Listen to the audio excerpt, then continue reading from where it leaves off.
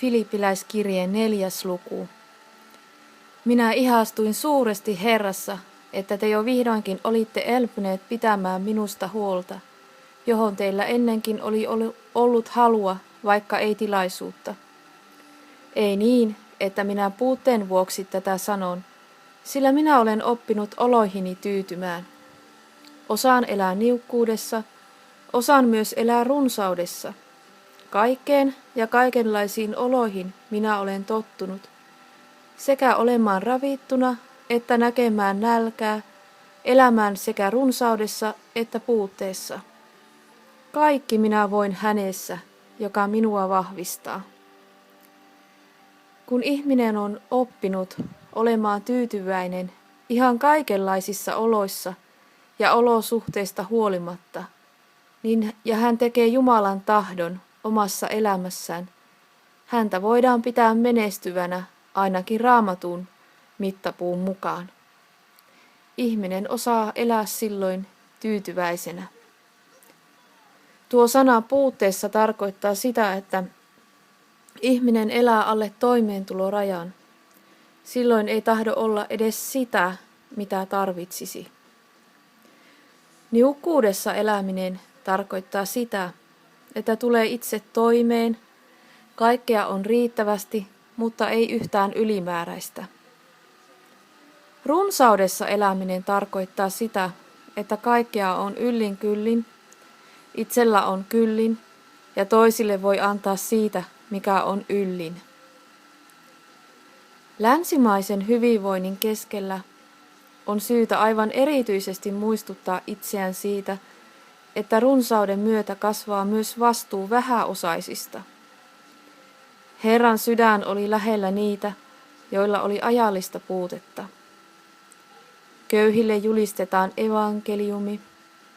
Älkää kootko itsellenne aarteita maan päälle, ja autuaita ovat köyhät. Apostoli Johanneksen mukaan omaisuudella rehentely kuuluu maailman rakkauteen, joka katoaa. Paavali kehoittaa pyhässä hengessä. Kehoitan niitä, jotka nykyisessä maailman ajassa ovat rikkaita, etteivät panisi toivoansa epävarmaan rikkauteen, vaan Jumalaan, joka runsaasti antaa meille kaikkea nautittavaksemme. Kehoita heitä, että tekevät hyvää, hyvissä töissä rikastuvat, ovat anteliaita ja omastansa jakelevat. 1. Timoteus 6. luku. Jumalasuhteen kannalta ratkaisevaa ei ole se, kuinka paljon tai kuinka vähän on aineellista omaisuutta. Se ei ole hengellisyyden ja Jumalasuhteen mittari, paitsi jos omaisuudesta tulee epäjumala. Raamatullisen menestymisen mittari on ennen kaikkea se, että ihminen tekee elämässään Jumalan tahdon, elää totuuden mukaan ja oppii olemaan Kristuksessa tyytyväinen ihan kaikenlaisiin oloihin.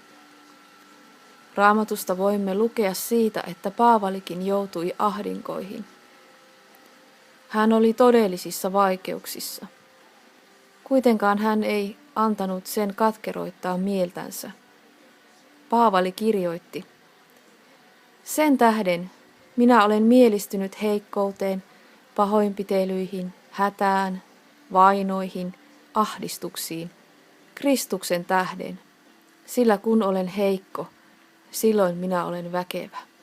Tämä löytyy 2. Korintolaiskirjeestä 12. luku jae 10.